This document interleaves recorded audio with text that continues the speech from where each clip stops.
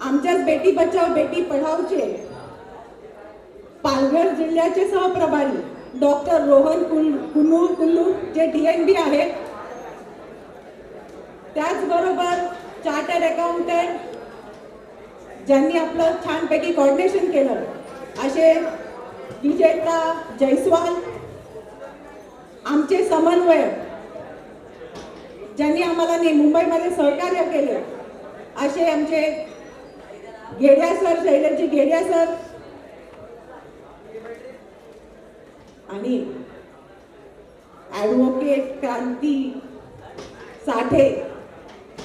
खरं तर त्यांनी कालचं तयारी केली होती, सुट्टी दिली होती सगळ्यांना, पण त्या आपल्या बिझी शेड्यूलमधून आपल्याला वेळ आज दिला त्यांनी, त्याबद्दल त्यांचेही धन्यवाद. आणि उपस्थित मंच आणि मोठ्या संख्येने उपस्थित राहिलेले माझे बंधू भगिनी, दुपारपासून आपण वेगवेगळ्या विषयांवर बऱ्यापैकी मार्गदर्शन ऐकले, बऱ्यापैकी आपल्याला माहिती मिळालेली आहे. महिला हे खांद्याला खांदा लावून चालतात, पुरुषांच्या खांद्याला खांदा लावून चालतात असं म्हटलं जातं, पण किती झालं तरी त्यांना दुय्यम दर्जा हा मिळतोच. किती झालं तरी त्यांना अन्याय हा सहन करावाच लागतो, आणि कितीही झालं तरी त्यांना स्त्रीभ्रूण हत्या, त्याच्यानंतर लैंगिक शोषण, बलात्कार, हत्या या वेगवेगळ्या प्रसंगाला सामोरे जावे लागते. आपण गेले कित्येक दिवस इथे टीव्हीवर वेगवेगळ्या बातम्या बघत आहोत, आणि या बातम्या बघितल्यानंतर आपल्या मनात कुठेतरी वाटतं, आपलं मन सुन्न होऊन जातं. कुठेतरी आपल्याला वाटतं की हे काय चाललंय, हे कुठली मानवी विकृती आहे. हे ऐकून आपलं मन थक्क होतं, आणि त्याचंच आपल्याला वेगवेगळं राजकारण ऐकायला मिळतं. आपल्याला नुकतंच म्हणजे आपण इतर ज्या मुली आहेत किंवा इथे जे मुलं देखील आहेत त्यांच्या घरात बहिणी आहेत, तर त्यांना सुद्धा बऱ्याच वेळा ऐकायला लागले असेल की अरे तू मुलगी आहे, तोकडे कपडे घालू नको, पूर्ण कपडे घाल, रात्री बेरात्री फिरू नको. पण हे सगळं चर्चा ऐकत असताना, आपल्यावर मार्गदर्शन होत असताना, संस्कार होत असताना, कुठेतरी जेव्हा 4 वर्षाच्या बदलापूर मधल्या मुलीवर लैंगिक अत्याचार होतो, तिथे बंगालमध्ये एक डॉक्टर इंटर्नवर क्रूरतेने बलात्कार करून हत्या केली जाते, आणि लातूरमध्ये एक 70 वर्षाच्या आजीवर बलात्कार करून हत्या होते. आणि आता मध्ये मुंबईमध्ये तर ऐकलं मे महिन्यामध्ये, तर वडिलांनीच आपल्या मुलीवर बोलायला सुद्धा काहीतरी वाटतंय, पण बलात्कार केला, आणि जेव्हा ती गर्भवती राहिली तेव्हा ही गोष्ट उघडकीस आली. मग आता ह्यावेळी कुठे ते तोकडे कपडे आले असा विचार आपल्या मनात पडत असेल, आणि मग तिथे राजकारण करतात आपले विरोधक की आम्हाला लाडकी बहीण नको, आम्हाला महिलांची सुरक्षा पाहिजे. मग महाविकास आघाडी कुठेतरी आंदोलन करतं, सुप्रियाताई पुण्यात त्याचा लीड घेतात, आणि ते वचन घेतात की आम्ही स्त्री सुरक्षिततेसाठी कटिबद्ध आहोत, स्त्रियांच्या ह्याच्या पुढे आम्ही स्त्री सुरक्षेचाच विचार करू. मग मला तेव्हा असं वाटलं की ताई 2011 ते 14 स्त्रीभ्रूण हत्या होत होती, जेव्हा मुलांची संख्या 700 750 मुलींची संख्या इतकी कमी, मुलांच्या दरात म्हणजे हजारची जर तुलना केली तर 700 750 इतकी कमी दर झाला होता. तेव्हा तुम्ही कुठे होत्या? तुमचीच सत्ता होती. त्या काळात झालं नाही का अशा सगळे प्रसंग? मग आज तुम्हाला वचन घ्यायचा काय विचार आला? आम्ही तर 2014-15 मध्येच मोदीजींनी वचन घेतलं, बेटी बचाव बेटी पढाव अभियान सुरू केलं का, तर तेव्हा मुलींची संख्या कमी झाली होती. त्यांच्या लक्षात आलं की जर मुलींना आपण जन्माला येऊन द्यायला पाहिजे, मुलींना शिक्षित करायला पाहिजे, मुलींचं संरक्षण करायला पाहिजे, तिला निडर करायला पाहिजे, तिला निर्भय करायला पाहिजे, तरच हा देश प्रगतीशील होईल. आणि मग अशा वेळी तुम्ही म्हणताय इथे की आम्ही आता वचन घेतलं, तुम्ही म्हणताय की निवडणूक डोळ्यासमोर ठेवून तुम्ही लेक लाडकी योजना काय लाडकी बहीण योजना काढताय. पण त्यावेळी 2014 पासून मोदीजींनी प्रत्येक योजना ही महिलांना मुलींना डोळ्यासमोर ठेवून घेतली. मग ती पंतप्रधान उज्ज्वला योजना असू, शौचालय असू, पंतप्रधान आवास योजना असू, 3 तलाकचा विषय असू, सुकन्या योजना असू, महाराष्ट्र गव्हर्नमेंटनी सुद्धा 50% मुलींना, महिलांना बसेसमध्ये, एस टीमध्ये प्रवास करायला सूट दिली होती. आमच्या मध्य प्रदेशमध्ये ही लाडकी बहीण योजना अजूनही चालू आहे. मध्ये एक पोस्ट व्हायरल झाली, नाना पटोले म्हणायला लागले की बघा निवडणूक संपली आणि मध्य प्रदेशची योजना बंद झाली. आणि मग मी माहिती काढली तर काय, ती बंद नव्हती झाली. उलट रक्षाबंधन म्हणून ती 250 रुपये बहिणींना हे दिलं, त्यांनी बक्षीस म्हणून दिलं. तर त्यामुळे भारतीय जनता पार्टी, महायुती आघाडी ही नेहमी कटिबद्ध आहे. आणि हा विषय जो आहे तो सामाजिक विषय, हा संवेदनशील विषय, ह्याचं राजकारण कोणी करू नये. आम्ही डॉक्टर शिकत असताना तेव्हा आम्हाला एक विषय होता फोरेन्सिक मेडिसिन. फोरेन्सिक मेडिसिन कशासाठी होता की हे सेक्शुअल पर्व्हर्जन जे आहेत ना त्याच्यासाठी हे विषय होता. 1 वर्ष मला जो टॉपिक होता, डॉक्टर फुलूर पण सांगतील. मग तो कशाला शिकवला गेला, तर मानवी विकृती असते ना. आता कोणीतरी त्या मुलींनी सांगितलं की आम्हाला कसं काय आम्ही ते हे म्हणजे बॅरियर तोडू. तर हे बॅरियर, हे संस्कार घरातनं दिले जातात. आपण म्हणतो charity begins at home. So charity begins at home म्हणजे घरातनं संस्कार दिले जातात. मुलांना आणि मुलींना equally good touch, bad touch सारखे विषय शाळेमध्ये राबवायला पाहिजे. मी महिला मोर्चा अध्यक्ष असल्यापासून गुड टच, बॅड टच माझ्याबरोबर पिंकीताई केले आहे. आम्ही ठाणा डिस्ट्रिक्ट आणि मुंबई सगळीकडे, त्या पण चार्टर्ड अकाउंटंट आहे, WIRCचे वेस्टर्न रिजनल झोन आहे, ते ॲक्च्युली प्रतिनिधित्व करतात, ट्रेझरर आहेत. तर आम्ही सगळ्यांनी मिळून तो कार्यक्रम घेतला होता, पालकांना संवाद साधला होता. त्याचबरोबर मार्शल आर्ट्स, सेल्फ डिफेन्स हा विषय तेव्हा पण घेतला, आता पण घेतला. आणि तेव्हापासून 2015 पासून सांगतो की it should be the part of a curriculum. पण तो होत नाहीये. आम्ही आशिषजींना, तुम्ही सिस्टीममध्ये आहात तर तुम्ही त्याचा विचार करावा. आणि मी सुप्रियाताईंना सांगेन की सुप्रियाताई, तुम्ही असं वचन नको तेव्हा घेऊ नका. तुम्ही सिस्टीममध्ये आहात, तुम्ही आता एका पक्षाचे हेड आहात, तुम्ही अध्यक्ष आहात एका पक्षाचे. आणि मग तुम्हाला सिस्टीममध्ये राहून सुद्धा जर हा करता येत नाही तर आम्हीही चॅलेंज करतो की तुम्ही तुमच्या स्वतःच्या कॉन्स्टिट्युन्सीमध्ये आणि तुमचे जे 31 खासदार जे निवडून आले त्यांच्या कॉन्स्टिट्युन्सीमध्ये ह्याच्या पुढे एकही मुलींवर अत्याचार, महिलांवर अत्याचार होता कामा नये. ह्याचं तुम्ही पहिलं लक्ष द्या आणि मग आम्हाला विरोधकांना सांगा. एवढं मला असं सांगून माझे 2 शब्द संपवायचे. कारण आशिषजींचं भाषण ऐकायला आपण सगळे आर्टिक्युलेट उभे आहात, बसलेले आहात. तर मी इतकं सांगून माझे 2 शब्द संपवते. जय हिंद, जय महाराष्ट्र. शैलेश गेड़िया, डॉक्टर रोहन जी और उपस्थित सभी बंधु और बहनें, मुझे इस बात की पूरी जानकारी है कि हम सब लोग काफी समय से यहाँ पर बैठे और कार्यक्रम समाप्ति की ओर बढ़ रहा है. तो हमारे मन में रहेगा कि कार्यक्रम समाप्त कब हो. लेकिन मैं यहाँ पर आप सबकी तरफ से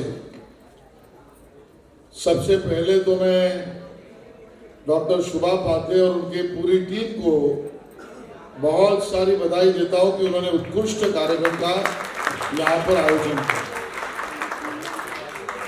मैं सुन रहा था पैनल डिस्कशन भी, और पैनल भी एकदम मजबूत, पुलिस ऑफिसर भी, डॉक्टर भी, वकील भी, सीए भी, प्रोफेसर भी. और इस पैनल डिस्कशन के माध्यम से ये चर्चा सत्र महिला सक्षमीकरण और महिला सुरक्षा, ये विषय को लेकर हम सबके सामने रखा गया. विषय अच्छा भी लगा कि यहाँ पर बैठे हुए बहुत सारे पार्टिसिपेंट्स ने आप में से उसके ऊपर सवाल भी पूछे और मन का दर्द भी बयान किया.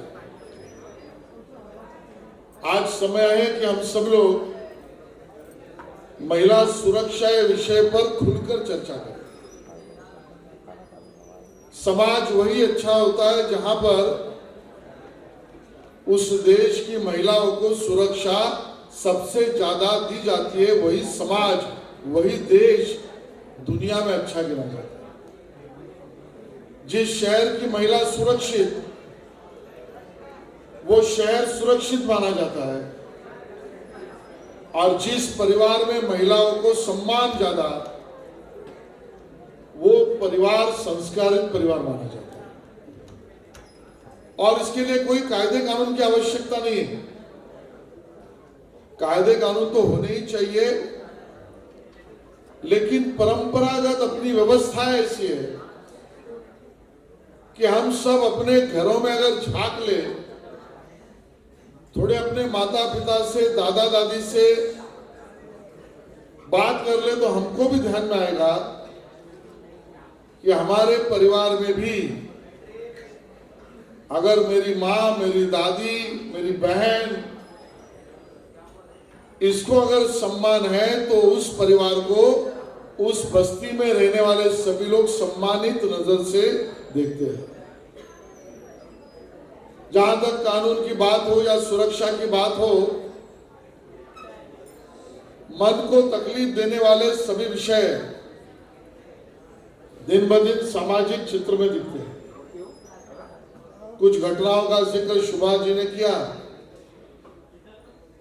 इतनी घटनाएं बर्बरता से बनी हुई है। कहीं पर पिता ही अपने बेटी पर अत्याचार कर रहा है, कहीं पर तो ये बोला भी नहीं जा सकता कि एक ही परिवार में रहने वाले पुरुष अपने उसी परिवार में जन्मी बहन के साथ अत्याचार करती है। फेरे तो लिए जाते हैं भगवान को साक्षी रखकर, लेकिन उसी पत्नी को जलील करने के लिए रास्ते पर उतारकर उसको पीटा जाता है। बात यहां पर निकली काम पर जाने वाली मेरी बहनों की। काम पर अगर मेरी बहन जा रही है, अपनी मेहनत से रोजी रोटी कमा रही है, तो उस काम पर जहां पर जा रही है, वहां पर भी मैं तो ऐसे मर्दों को विकलांग ही कहूंगा कि जो ऐसे स्थिति में भी अपनी मानसिक दुर्बलता का और क्रिमिनल माइंड का परिचय देते। स्कूल कॉलेज में जाने वाली मेरी बहन जिस टीचर पर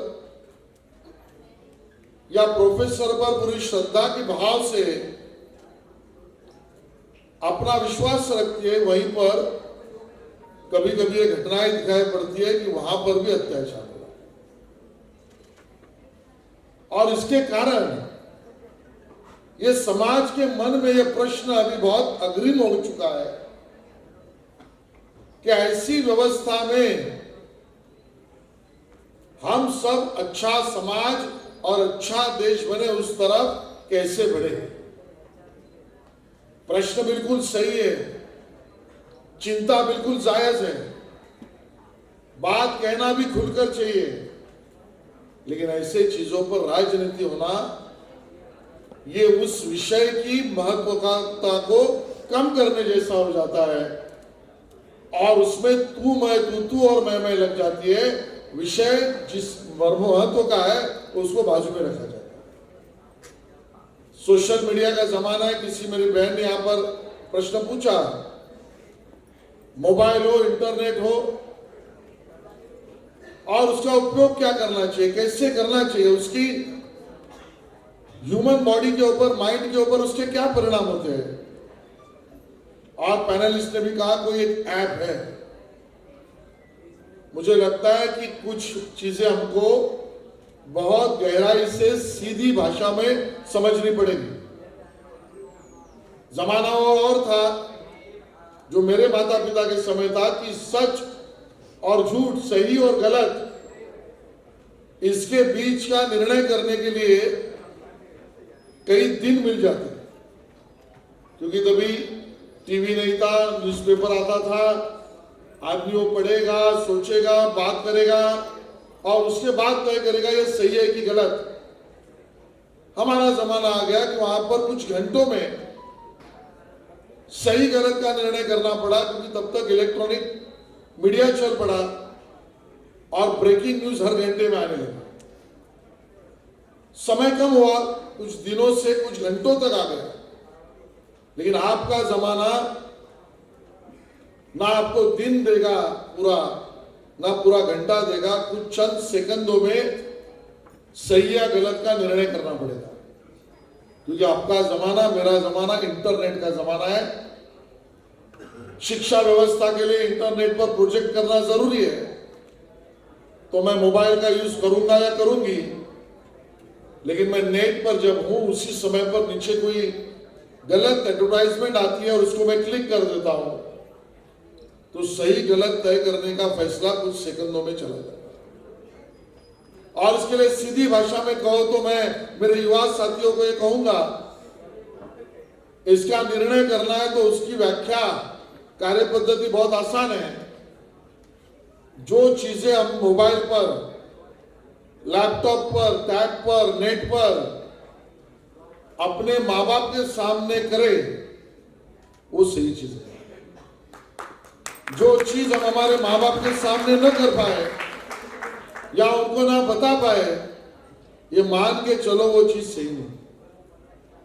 इसके लिए कोई रॉकेट साइंस नहीं चाहिए। हम प्रोजेक्ट रिपोर्ट कर रहे हैं तो माँ बाप के सामने कर रहे हैं, उन्होंने पूछा क्या कर रहा है, देख लो, सही चीज। हम अगर कोई ऐसे साइट पर गए जिसका उल्लेख डॉक्टर साहब ने किया कि मेरी छोटी बहन की मानसिकता पर दबाव डालने वाली, और वो अगर कहीं पर भी बैठकर हम देख रहे या जा रहे और उस समय पर माँ बाप ने पूछा क्या कर रहे हो, कुछ नहीं, ऐसा करके मोबाइल रख दिया, वो चीज गलत है। हमको ऐसे नुस्खे निकालने पड़ेंगे। मैं पैनलिस्टों से भी निवेदन करूंगा कि सहज भाषा में जो हमारे आने वाले पीढ़ी को उसका लाभ मिल सके। कोर्ट की जजमेंट्स भी काफी आती है, क्रांति जी उससे अवगत है। मैं वो जजमेंट जान रहा हूं 2016 में ऋषिराज सिंह के नाम से फेमस हुआ, और केरला हाईकोर्ट के उस जजमेंट का उपयोग इस तरह किया भी और था भी कि कोई भी महिला से या महिला के पास आप कंटिन्यूअसली 14 सेकंड से ज्यादा देखते हो तो it is amounting to jail. लेकिन यह जजमेंट का दुरुपयोग भी है। That 14 seconds should create an uncomfortableness to that woman. That is the important criteria.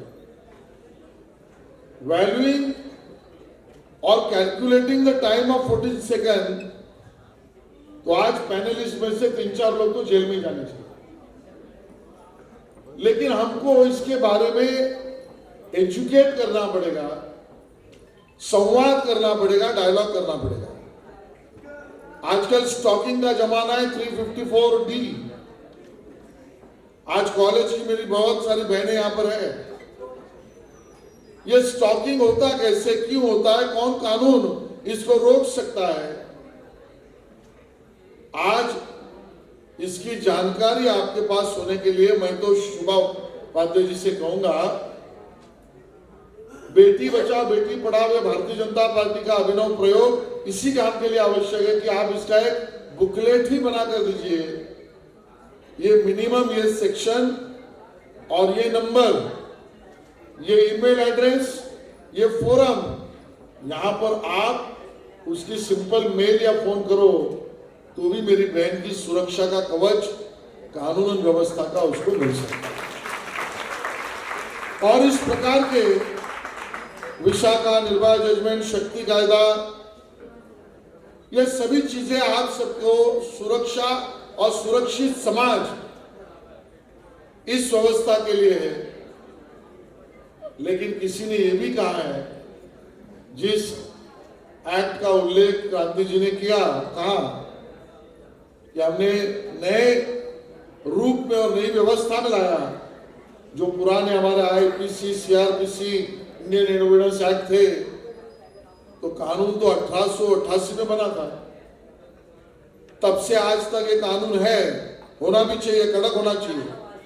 मैं उसकी आवश्यकता है सवाल उठा नहीं रहा, लेकिन कानून व्यवस्था के कारण गुने कम हुए, ये समाज की मानसिकता बनने तक या समाज की मानसिकता उस दिशा में चलने तक हमारे को ऐसी व्यवस्था निर्माण करनी पड़ेगी कि जो अपने घरों में, अपने परिवारों में, अपने नेबरहुड में एक संस्कार का माहौल ऐसे करे कि कानून का दरवाजा ही न खटखटा, और उस संस्कार की मशीन और कहीं पर नहीं है मित्रों, अपने आप में, अपने दिल में, अपने आत्मा में, अपने परिवार में है।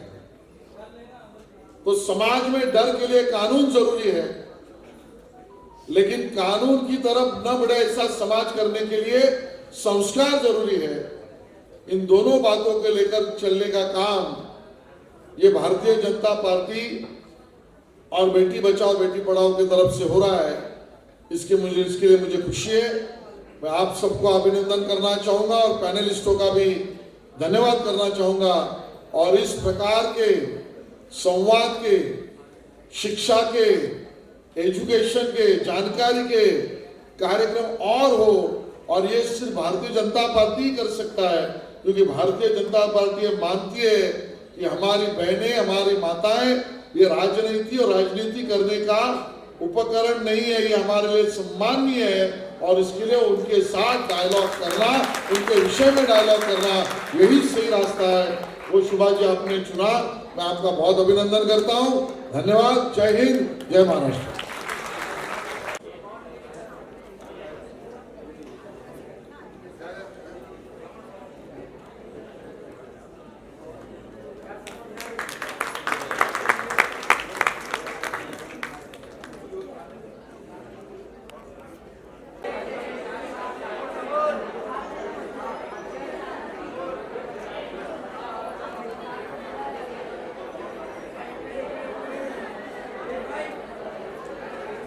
दुसरे धुळे स्टेजवर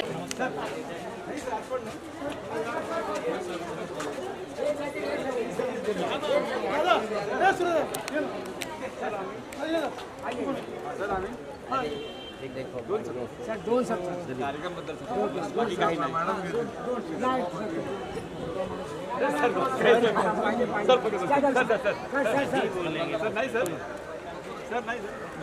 आता जरा आवाज कमी करा. आजचा जो आपला हा कार्यक्रम आहे तो चर्चासत्र महिला सक्षमीकरण आणि महिला सुरक्षितता या विषयावर होता. त्याचबरोबर महिलांना फायनान्शियल इन्व्हेस्टमेंट्स कसे करायला पाहिजे, बँकिंग क्षेत्र सोडून किंवा आपल्या सेव्हिंग आणि करंट अकाउंट सोडून महिलांनी म्युच्युअल फंड्स आहे, शेअर मार्केट आहे, ह्याच्यामध्ये आपले इन्व्हेस्टमेंट्स कसे करायला पाहिजे ह्या विषयावर आम्ही थोडीशी माहिती दिली. घर तिथे रांगोळी हा कार्यक्रम आम्ही अख्ख्या महाराष्ट्रभर राबवला. त्याचे सेमीफायनल राऊंड महाराष्ट्रभर झाले.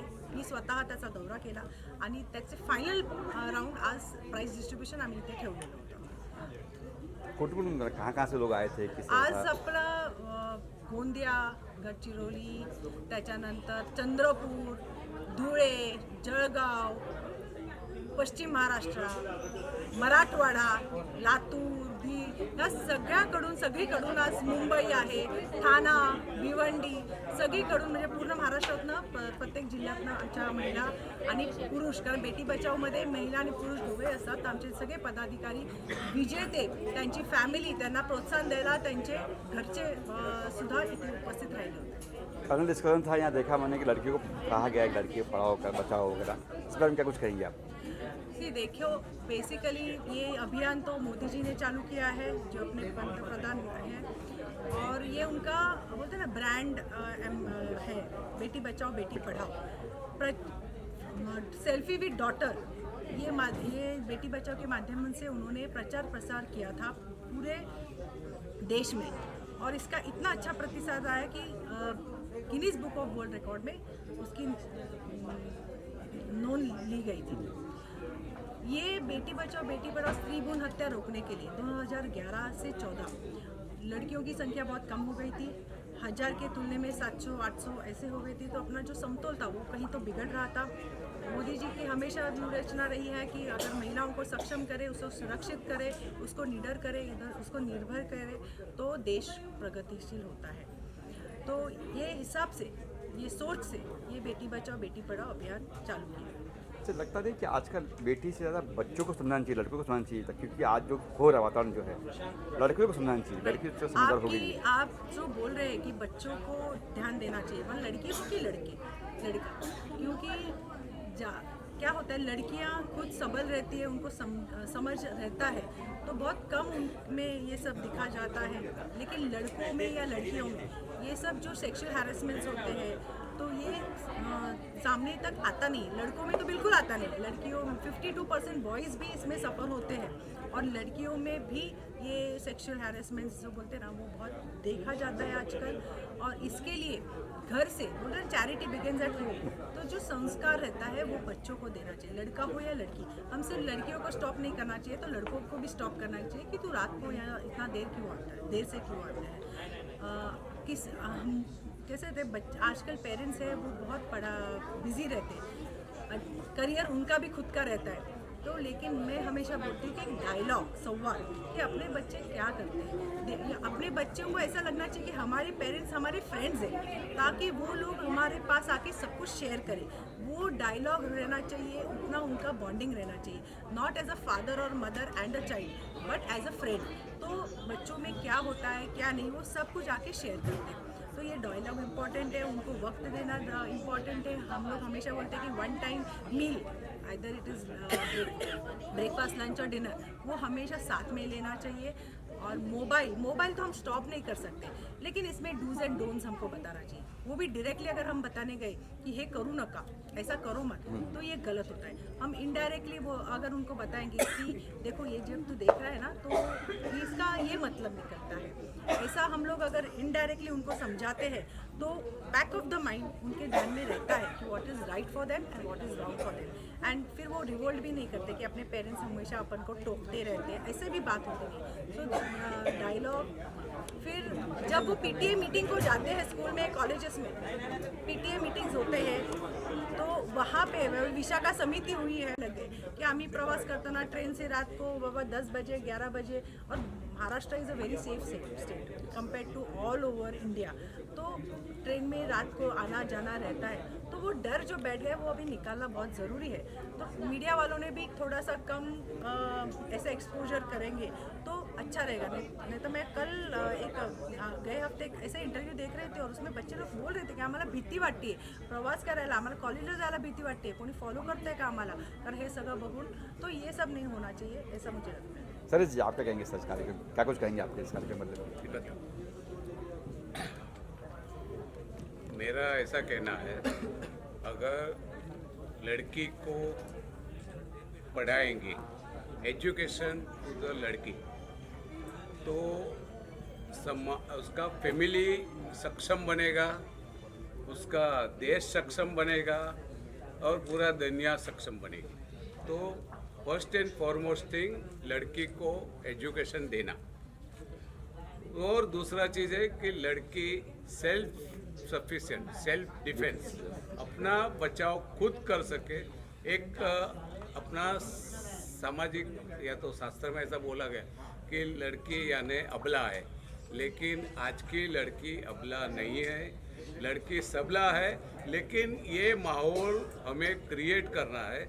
एक पुरुष प्रधान समाज है, वो हकीकत है, लेकिन एक माहौल हमें ही पैदा करना है, हमें ही सोच समझ, लड़कियों के दिल में से ये डर निकाल देना। जैसे बताया मैडम ने कि कुछ डर रहे थे, ये हो रहा है वो हो रहा है, ऐसा कुछ नहीं होता है। लेकिन अगर आप खुद सक्षम है लड़कियां, तो 2 चीज़ के ऊपर मैं हमेशा बताता हूँ कि लड़कियों को एजुकेशन दो, और लड़कियों को सेल्फ डिफेंस करो, तो उसका कुटुंब भी अच्छा रहेगा, देश भी सुधरेगा। क्योंकि लड़की ज़्यादा ये पावरफुल हो गए ना, तो लड़के लोग भी पावरफुल हो जाएंगे, बोलेंगे कि एजुकेशन कहीं ना कहीं लड़कों को भी कम है, लड़के भी जब करते हैं जो भी आजकल हो रहा है, बलात्कार हो रहा है, जो भी हो रहा है, तो हम लड़कों को भी शिक्षा दें, बच्चे सिखाए कि बच्चा ये मत कर, गलत है, ये गलत है, हम लड़कों को भी सिखाए। लड़की भी सीखे बेटा ये गलत है जैसे मैं कह रहा हूँ आप समझ गए एक्चुअली सवाल दोनों को सिखाना चाहिए क्योंकि अभी इक्वालिटी का ज़माना है जी। एंड देखो आप अगर यूएस में वगैरह फॉरेन कंट्रीज में जाए तो खाना पकाने से लेके सब घर का काम भी लड़के भी इक्वली करते हैं क्योंकि वहाँ पे मेड सर्वेंट्स नहीं रहते और it is very high paid job है। तो मुझे लगता है ये संस्कृति अपने यहाँ पे भी आना चाहिए कि बाबा वर्किंग वूमेन है तो बाबा मैं आधा काम करता हूँ आधा तू करो। एक दूसरे को अंडरस्टैंडिंग से अगर रहते हैं तो things become easy for them, ऐसा मुझे लगता है। सर आपका क्या सरकार जिसमें आप भी थे सर पहली बात तो हमें समाज का एक अपने आप को ऑटो रेगुलेशन में चाहिए और यार और मेरा ऐसा कहना है कि आप और कुछ करने से पहले समाज में परिवर्तन कीजिए। कहाँ भी समाज में परिवर्तन करेंगे वहीं से शुरुआत होगी। बेटी बाहर आने से पहले ही उसको आप फीमेल इन्फेंटिसाइड के माध्यम से भ्रूण हत्या करके मार रहे हैं। अभी मोदी जी के सरकार ने जो भी अभी रिसेंटली स्ट्रॉन्ग लॉज लाए हैं उसकी वजह से ये अभी बहुत कम हो गया है, मगर फैक्ट रिमेन्स दैट आज भी ऐसी जगहें हैं जहाँ ये होता है। बाहर बेटी आती है 4 साल की हो जाती है, वो सेक्सुअल प्रेडेटर्स के हाथ में आ जाती है। उस टाइम पे हमें ज़रूरी है कि उसको हम गुड टच बैड टच और ये जो प्रोग्राम्स है उसके साथ में सेंसिटाइज करें। बच्चों को बेटियों को हम सुरक्षा देने की बात करते हैं मगर छोटे बच्चों को भी सुरक्षा देना उतना ही ज़रूरी है क्योंकि सेक्सुअल प्रेडेटर्स ये सोचते नहीं है प्रेडेशन करने से पहले कि वो लड़का है या लड़की है।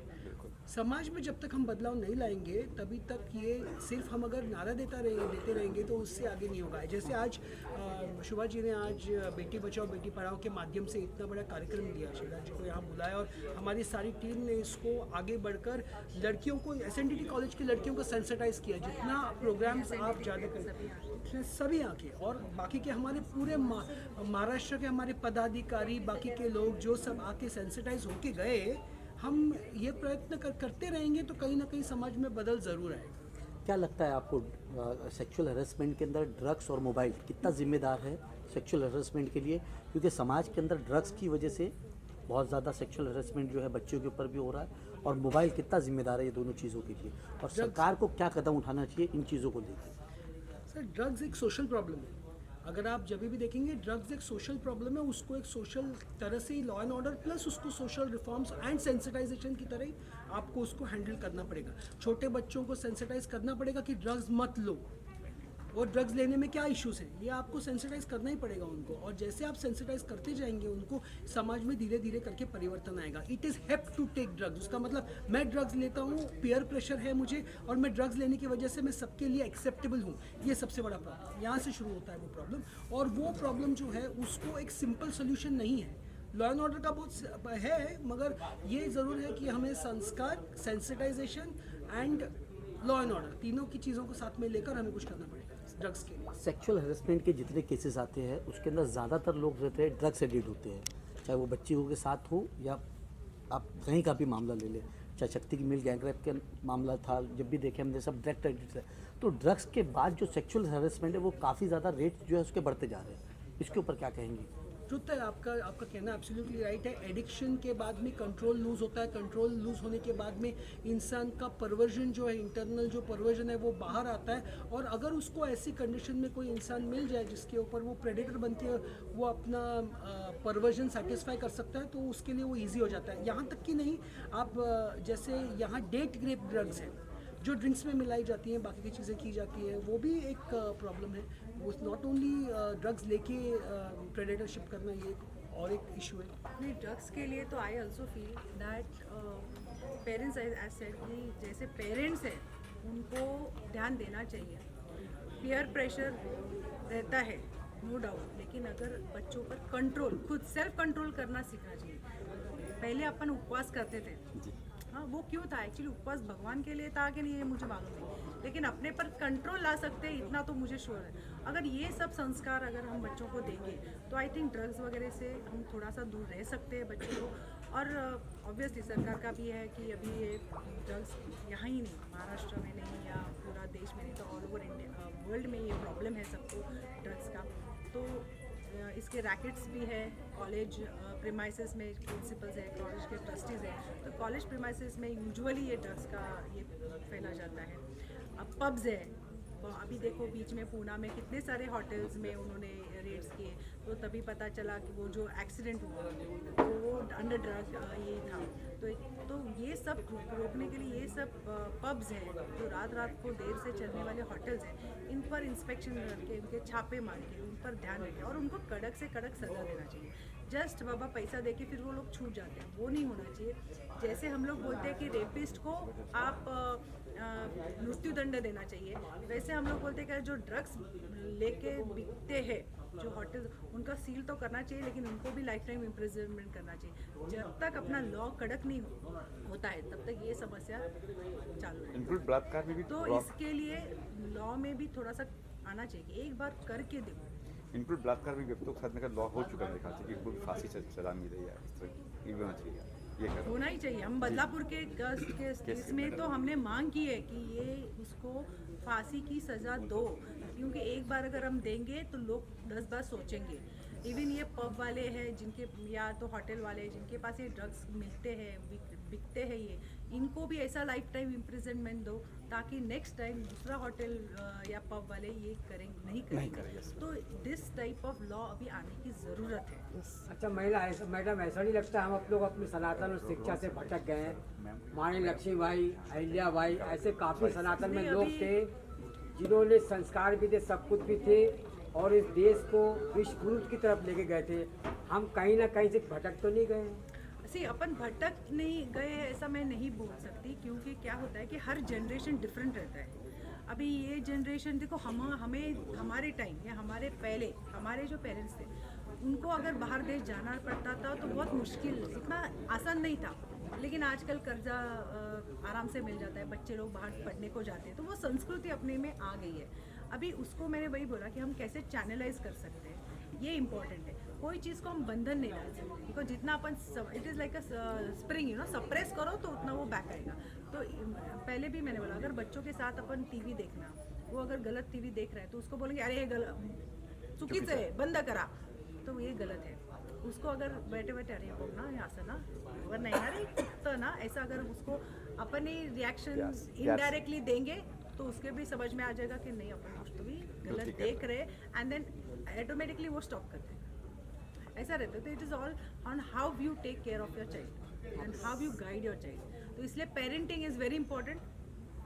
मुझे लगता है कि हर पेरेंट्स को पेरेंटिंग का कोर्स करना चाहिए। पेरेंटिंग के कोर्स अवेलेबल है इंस्टीट्यूट से, उसके लिए तो अपना पैसा दे, और अभी तो यूट्यूब वगैरह में भी अवेलेबल है इजीली। जी मैम, आप क्या कहेंगे इस कार्यक्रम को?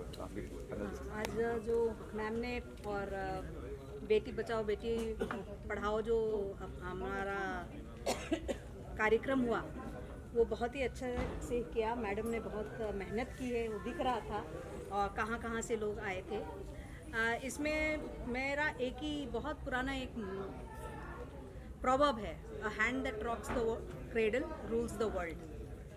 तो अगर वो हैंड ही कमज़ोर हो गया तो फिर पूरी दुनिया ही कमज़ोर हो जाएगी। तो वो हैंड को मजबूत करने के लिए हमें महिला सशक्तिकरण का बहुत जो मुहिम जो चलाया है उसको हम और अच्छे से आगे से लेके जाएं।